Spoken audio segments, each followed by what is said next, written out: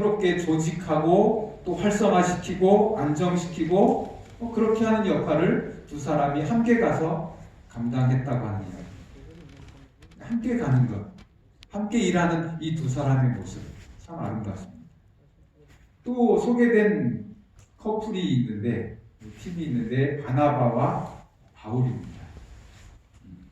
이 두 사람의 이야기는 사도행전 17번 나옵니다. 둘이 같이 활동한 이야기. 여기 사도행전 14장 12절에 이 두 사람과 관련된 에피소드가 하나 소개되어 있는데요. 사도행전 14장의 이야기는 사도 바울과 바나바가 처음 전도 여행을, 선교 여행을 갈 당시의 이야기입니다. 어딘가 하면 여러분 그 교재 가지고 계신 분은 18쪽에 보면 그 선교 여행 지도가 있습니다. 선교 여행 지도에 보면 바울의 제1차 선교 여행 지도 그 가운데 보면 섬이 하나 있고 섬 위쪽으로 올라가면 이고니온, 루스드라, 더베 이렇게 지역이 있습니다. 그 루스드라라고 하는 그 지역에서 있었던 사건인데 그 지역에 들어가면서 바울이 보니까 한 사람이 걷지를 못하는 겁니다. 물어보니까 날 때부터 못 걸었대요. 그래서 바울이 그 사람한테 다가가가지고 뭐 하라고? 일어나라! 네, 깨셨네요. 일어나라! 네. 그러니까 이 사람이 벌떡 일어나는 겁니다. 나서 한 번도 걸어본 적이 없는 사람이 벌떡 일어난 거예요. 그러니까 그 동네 사람들이 그걸 보고 뭐 했다는 겁니까? 신이 사람의 모양으로 왔다. 11절에 그렇게 그러면서 12절에 뭐라고 말하는가 하면 둘이 같이 갔으니까 그 바나바는 제우스고 바울은 그 중에서 말하는 사람이니까 헤르메스다 이렇게 이야기해요. 제우스와 헤르메스의 관계는 부자 관계입니다. 또 헤르메스는 아들이면서 제우스의 비서처럼 일을 해요.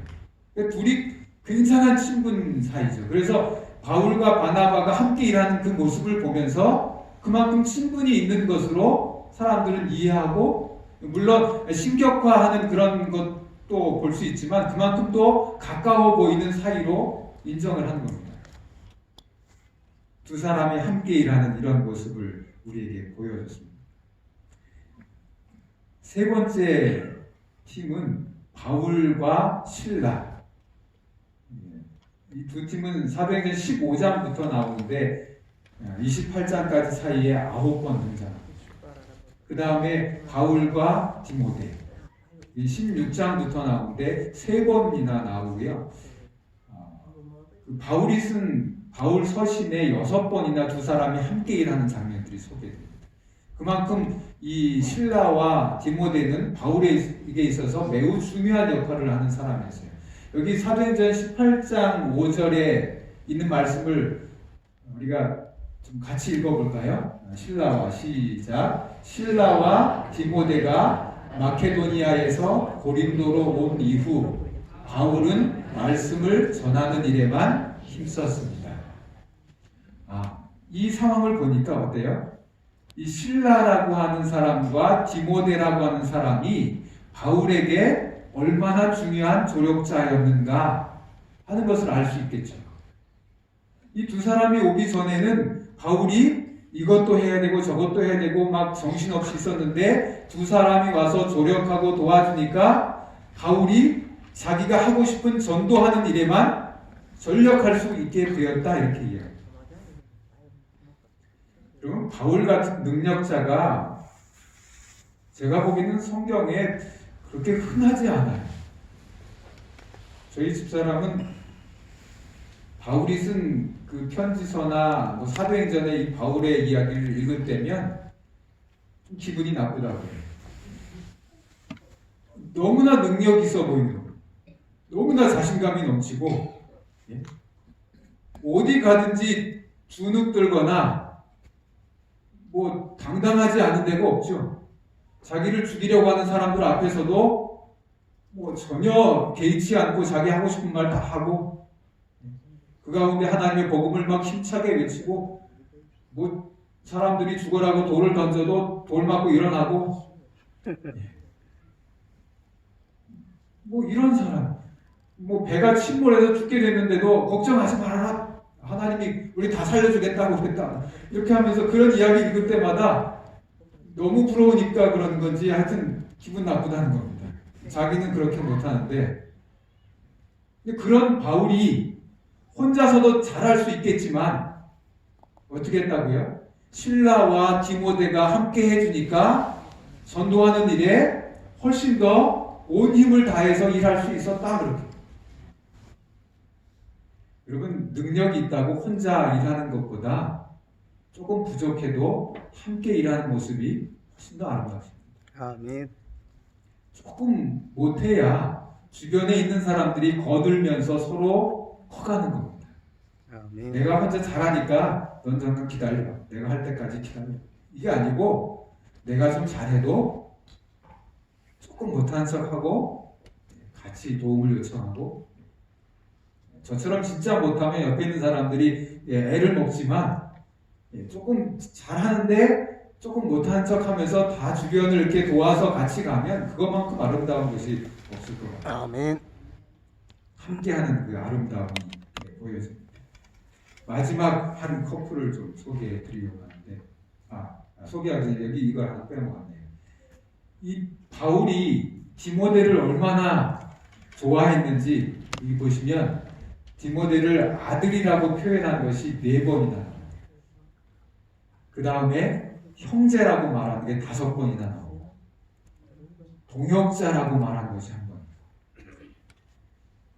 그러니까 그만큼 신뢰했다는 거죠. 자기하고 자기를 도와주었던 디모데를 어떻게 해요? 바울이 신뢰했다는 그런 증거입니다. 마지막 4번째 팀은 바나바와 마가라고 하는 두 사람. 이 두 사람은 바울의 1차 선교 여행 때 같이 갔었습니다. 셋이 같이 갔어요. 그런데 마가가 중간에 돌아와 버렸어요. 왜요? 너무나 힘든 거예요. 자기는 도저히 감당을 못하겠어요. 지치고 힘드니까 중간에 돌아와 버렸어요. 그래서 2차 선교의 여행을 가려고 하는데 바울이 뭐라고 그래요? 이 사람은 같이 데리고 다니면 안 되겠다. 우리 기운만 빼고 같이 갔다가는 또 힘들다고 돌아올 텐데 이런 사람 데려갈 필요 없다. 그래서 둘이 뭐 했다고요? 바울하고 바나바가 싸워서 갈라섰다고요. 15장 39절에 둘이 갈라섰는데 바울은 실라라고 하는 사람을 선택해서 같이 2번째 선교 여행을 가고, 바나바는 누굴 데리고 갔다고요? 마가를 데리고 갔다. 여러분, 이 바나바라고 하는 사람이 정말 얼마나 훌륭한 사람인지, 사실 바울을 성장시킨 사람이 누구예요? 바나바예요. 바울이 다메섹에서 예수님을 만나고 회심하는 경험을 하잖아요. 그리고 나도 예수님을 전하는 사람이 되고 싶다고 그렇게 사람들에게 이제 예수님을 전하고 다니다가 그래도 제자들을 만나야 될 것 같아서 예루살렘에 제자들을 만나러 왔는데 제자들이 안 만나줍니다. 왜요? 잘못하면 끌려갈지 모르고 이거 흉기 아니야? 다 조작된 거 아니야? 그런 겁니다. 그때에 제자들에게, 12제자들에게 바울을 데리고 가서 소개한 사람이 바나바예요. 그러니까 사울이 바울로 바뀌면서 그가 일할 수 있는 여건을 만들어준 사람이 바나바예요. 바울이 자기 고향으로 내려가서 성경을 연구하고 3년 동안 그러고 있는 동안에, 아라비아 강가 가서 혼자 그렇게 막 묵상하고 성경 공부하고 있는 동안에 바나바가 찾아가서 그를 데려다가 안디옥에 데리고 와가지고 안디옥에서 함께 일을 하기 시작한 게 바나바입니다.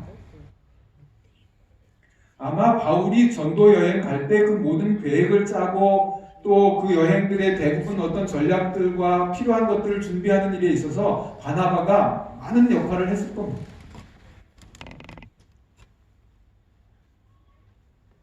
그렇게 했던 것처럼 바나바가 이 연약한 마가를 데리고 어떻게 해요? 마가를 데리고 함께 구브로라고 하는 섬으로, 구브로라고 하는 섬은 아까 이 지도에 보면 그 중간에 지중해 안에 있는 섬입니다. 그 섬에 가서 전도 여행을 가요. 그런데 이 마가가 어떻게 변해요? 이 마가가 처음에는 겁나서 전도 여행 다니다가 힘들고 막 그래서 포기하고 도망갔던 사람이 나중에 이 사도 바울이 쓴 편지서에 등장하는, 또 베드로가 쓴 편지서에 등장하는 마가의 모습은 도망가던 그 마가가 아닙니다. 어떤 모습으로 등장하는가? 디모데후서 4장 11절에 바울입니다. 바울이 마가를 가리켜서 나의 일에 유익한 사람이다 이렇게 말했어요. 이 사람 절대로 데려가면 안 된다고 자기하고 이렇게 친했던 바나바하고 갈라서면서까지 따로 갔던, 데리고 가지 않으려고 했던 그 사람을 바울이 뭐라고 평가해요? 나의 사업에, 내가 하는 일에 유익한 사람이다. 빌레몬서 1장 24절에 나의 동역자다. 마가가 바뀐 거 맞겠죠? 마가가 필요한 사람이 되었던 거 맞겠죠? 예. 누가 그렇게 한 겁니까? 바나바라고 하는 이 제자가 그 어린 싹을 키운 겁니다.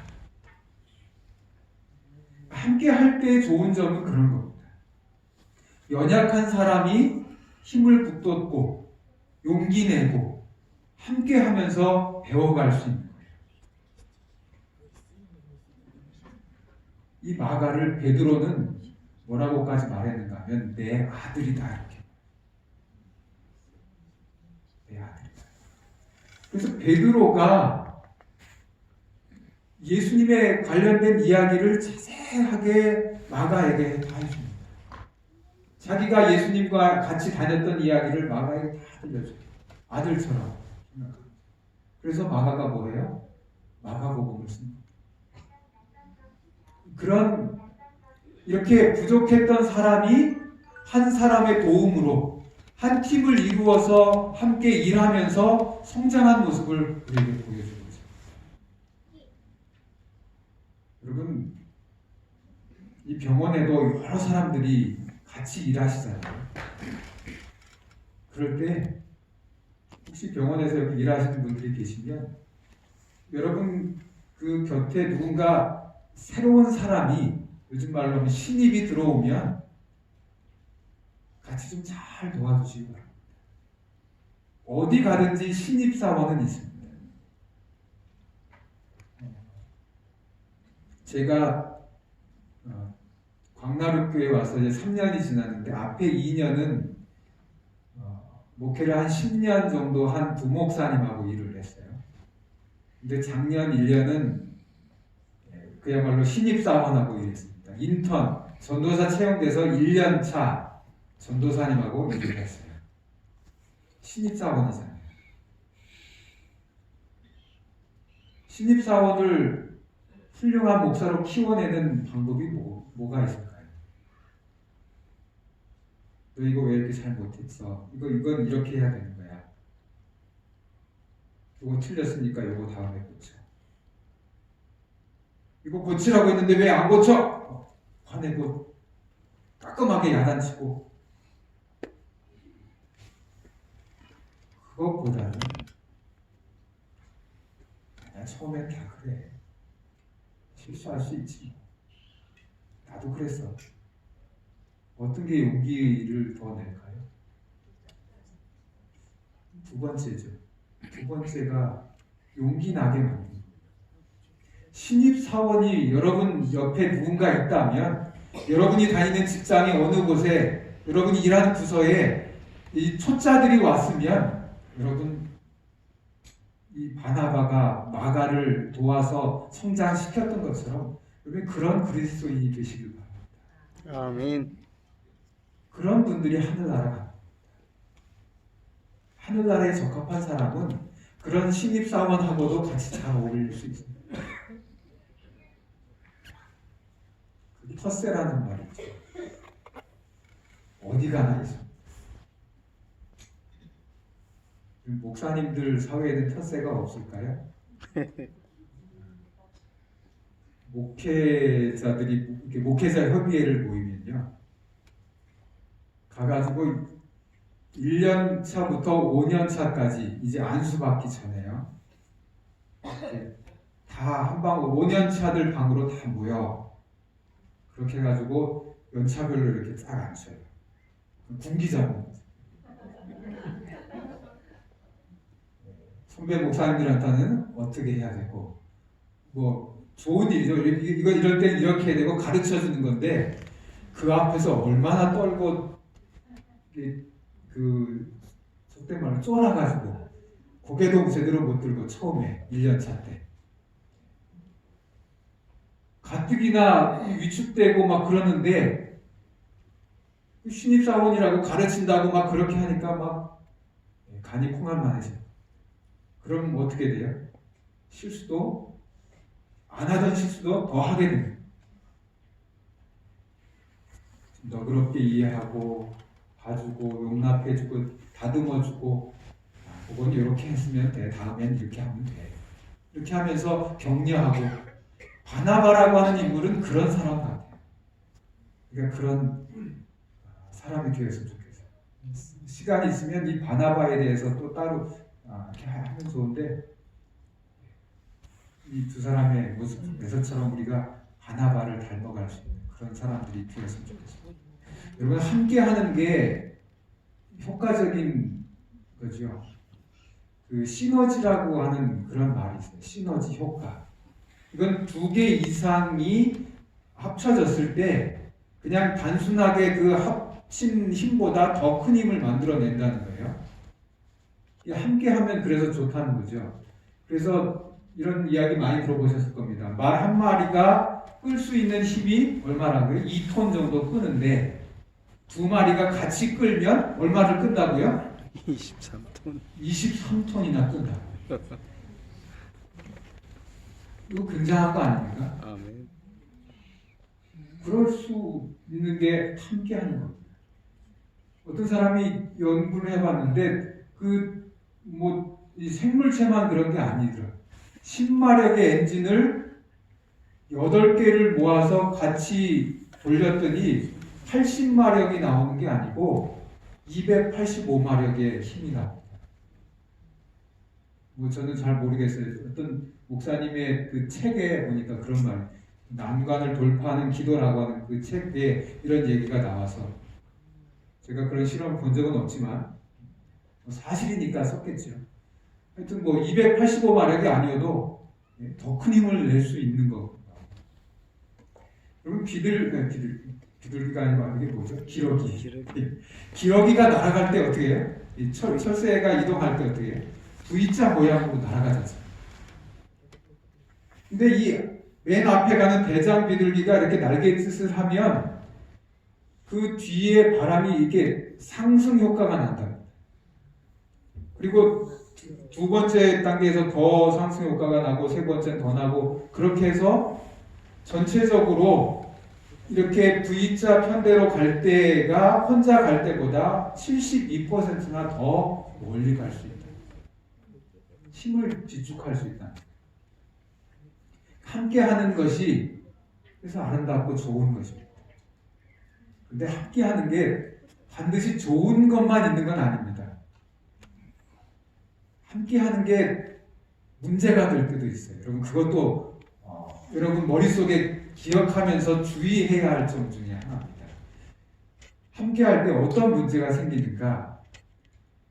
닝겔만 효과라고 하는 게 있어요. 줄다리기 그림이 있는데, 이게 뭔가 하면, 줄다리기를 할 때 혼자서 끄는 힘을 100이라고 보면, 혼자서 이렇게 온 힘을 다해서 당기는 힘을 100이라고 보면, 두 사람이 당기면 200이 돼야 되잖아요. 세 사람이 당기면 300의 힘으로 당겨야 되는데, 아니요, 아까 시너지 효과로 생각하면 어떻게 해요? 혼자 100을 했으면 둘이 했을 때는 500이든 1000이든 이렇게 해야 되는데 어떤 효과가 나오는가 하면 둘이 하면 한 사람이 93%밖에 힘을 안 쓴답니다. 그래서 200이 나와야 되는데 실제 힘이 얼마가 나오는가 하면 186이 나온다. 8명이 같이 당겼을 때 800이 나와야 되는데 한 사람이 64%밖에 일을 안 한다는 거예요. 그래서 800이 나와야 하는 힘이 512만 나오는 겁니다. 걱정 아닙니까? 왜 이런 일들이 생기는가? 책임감이 분산되면서 내가 조금 덜 해도 되겠지 라고 하는 안일한 생각이 든다는 겁니다. 이걸 주의해요. 함께 할 때 생기는 문제점 중에 하나는 또 집단 합리화 혹은 집단 동조 이런 말이죠. 우리 일본말로 이지메라고 하는 집단 따돌림, 왕따라고 하는 거 있잖아요. 여러 사람이 같이 있을 때 틀린 대답을 말해도 여러 사람이 그 대답을 지지하면 나 혼자 알고 있는 것도 정답인데 정답이라고 자신 있게 말을 못해요. 그런 실험들 여러분 찾아보면 엄청나게 많습니다. 길을 가다가 한 사람이 하늘을 이렇게 가리키고 있어요. 그러면 사람들이 별로 관심 없이 지나가요. 근데 두 사람이 하늘을 똑같은 데 이렇게 가리키고 있어요. 저 사람들 뭐 하나 쳐다보고 갑니다. 근데 세 사람이 모여서 한 곳을 이렇게 가리키고 있으면 사람들이 뭐해요? 다 같이 거기 쳐다보는 거예요. 뭐가 있나. 그게 집단의 합리화하고 집단의 동조입니다. 그러니까 함께 할 때 틀린 것도 맞았다고 대답이 나올 수도 있다는 겁니다. 그런 현상들이 생길 수가 있어요. 그래서 그런 걸 극복하기 위해서 책임감을 개별화하는 일들이 필요하다는 거죠. 그러니까 함께 일할 때 적당하게 자기의 책임을 나누어서 일하는 방법들이 필요하다는 겁니다. 예를 들면 이런 거예요. 여기 사람들이 많이 있는데 저 중에 한 사람이 예를 들어서 소매치기를 당했어요. 그러면 도와주세요. 저기 도둑놈이 뛰어갑니다. 잡아주세요. 그렇게 하면 사람들이 별 관심이 없다는 거예요. 근데 어떻게 해요? 저기 하얀 옷 입은 아저씨 좀 도와주세요. 이렇게 구별해서 이야기를 하는 거죠. 그래서 그 응급처치할 때도 뭐라고 해요? 이거 똑같은 겁니다. 누군가 쓰러져서 응급처치할 때도 거기 안경 쓰신 분 119에 전화 걸어주세요. 이렇게. 그런 여러분 해수욕장 가서 파라솔이 쫙 있는데 옆에 사람들이 잔뜩 있어요. 근데 나는 혼자 왔고 옆에 사람들이 많으니까 잠깐 혼자 화장실 갔다 와도 사람들이 많으니까 물건이 안 없어지겠지 하고 가는 거 하고 옆에 있는 사람에게 제 물건 좀 잘 지켜주세요 이렇게 하고 가는 거 하고 분명한 차이가 있다. 우리가 함께 일하지만 함께 일한다고 해서 나태해지거나 내 책임감을 다른 사람에게 전가시키거나 그렇게 하면 함께 일하는 효과는 없어진다는 거예요. 같이 일하면서 무엇도 해야 되는가 하면 책임감도 나누고 서로의 할 일들을 나누고 이런 작업들이 함께 필요하다는 거죠. 성공하는 더불어 사는 사람들은 그렇게 살아갑니다. 물론 책임이 나눠졌다고 해서 네 건 네가 하고 내 건 내가 해. 그럼 끝이야. 이게 아니고 이 사람이 책임을 지고 있는 부분이지만 조금 힘들어하면 도와줘. 서로 그런 관계가 서로 보충하고 이렇게 될 때 그때의 진짜 시너지 효과가 나옵니다. 개별화하고 또 책임을 각자 나누고 그것을 서로 협력하고 보완하려고 하는 마음 자세가 있어야 합니다. 그것이 그리스도인이 살아가는 방법이고 교회가 성장하고 건강하게 되는 비결이라고 합니다. 제가 일본에 이 시간이 거의 다.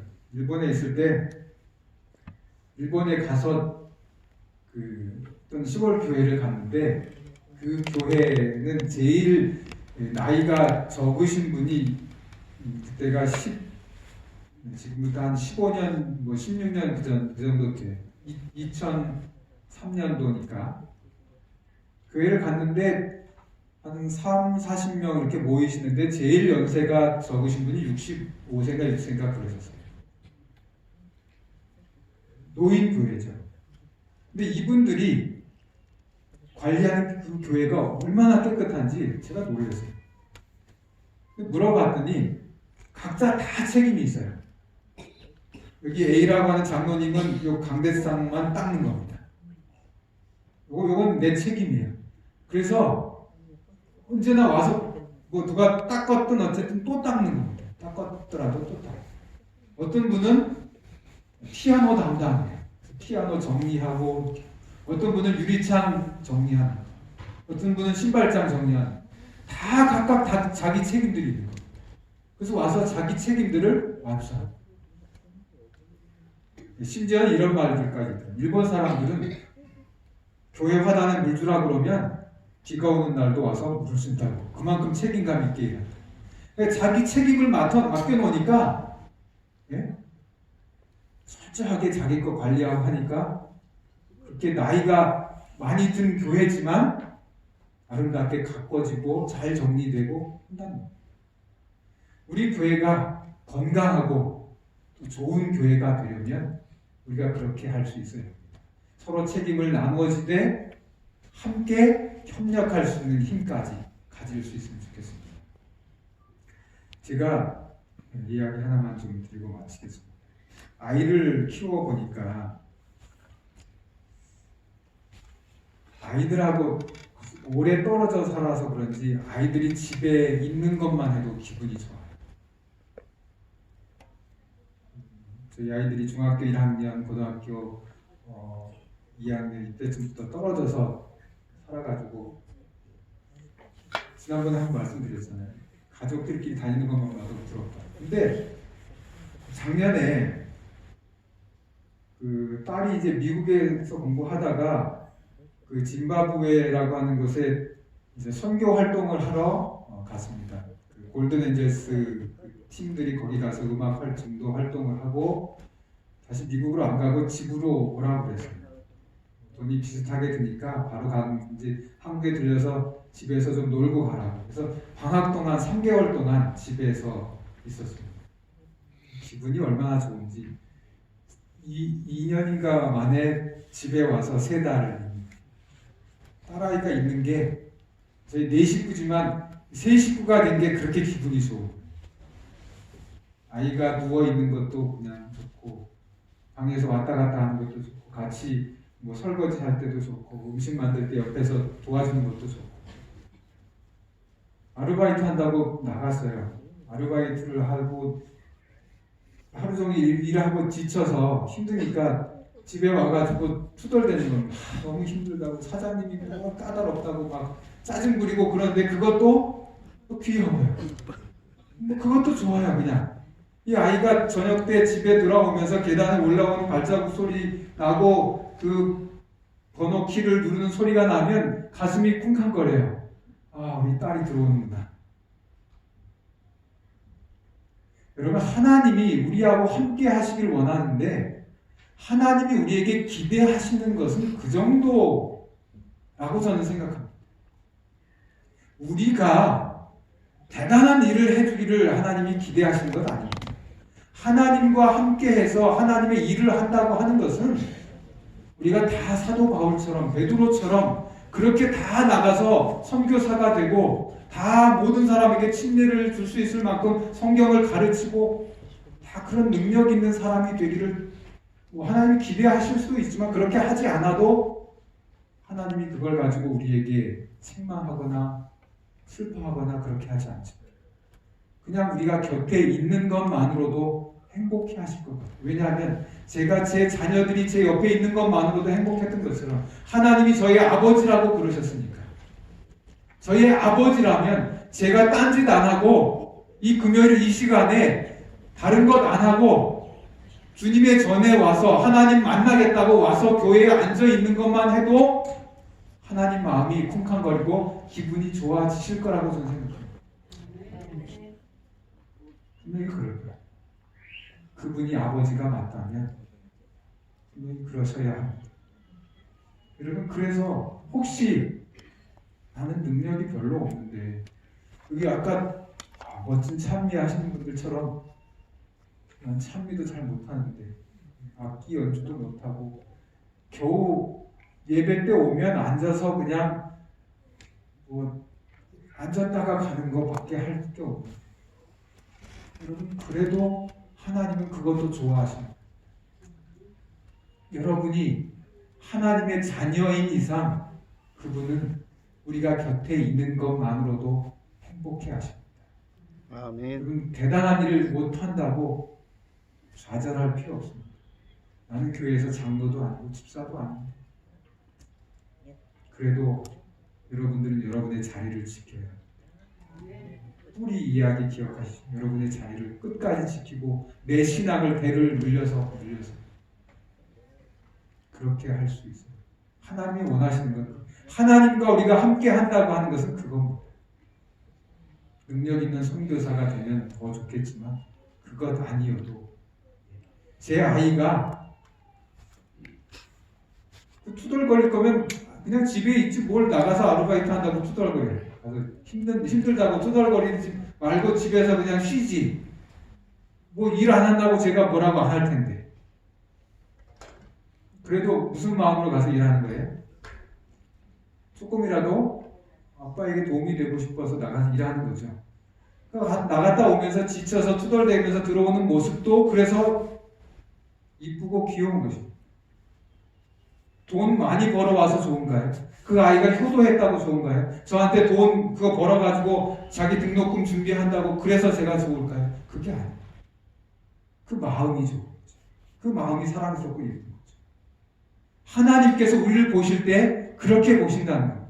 아멘. 여러분을 사랑하시는 그 하나님은 우리와 함께 있고 싶어하고 우리와 함께 일하고 싶어하고 우리와 모든 것을 같이 나누고 싶어하는데, 그 마음이 우리가 그분에게 뭔가를 헌금을 하고 그분에게 내 능력을 드리고 나의 뭔가를 드려서가 아니고 내 존재 자체로만이라도 기뻐하시고 좋아하신다. 아멘. 요한 웨슬레가 죽을 때 임종할 때 이렇게 말했다. 모든 것 중에 가장 좋은 것은 하나님이 우리와 함께 하신다는 것을 아는 것이다. 그렇게 말을 하고 돌아가셨다.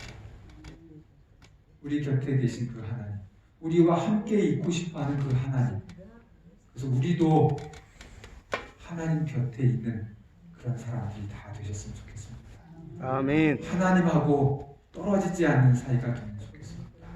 그리고 우리가 서로 더불어 함께 할 수 있는 사람들이 되었으면 좋겠습니다. 기도하고 마치면 될까요? 기도하겠습니다. 하나님 우리 아버지, 감사합니다. 어떻게 보면 마가처럼 연약한 우리지만 하나님 불러주셔서 함께 일할 수 있게 특권 주시고 하나님의 동역자로 세워주신 것 너무나 감사합니다.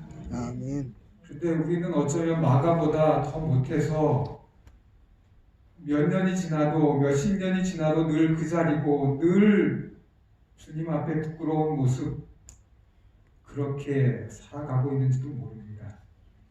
그래서 주님께 죄송하고 우리 마음이 어떻게 해야 될지 모르는 그런 죄송한 마음이 있습니다.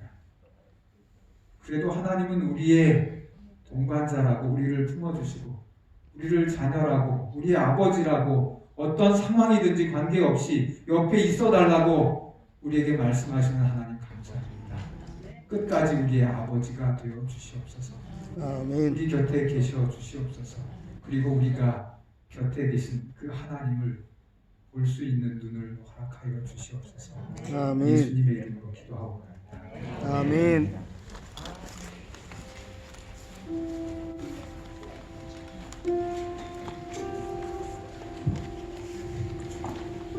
우리 선교회 회원 임원분들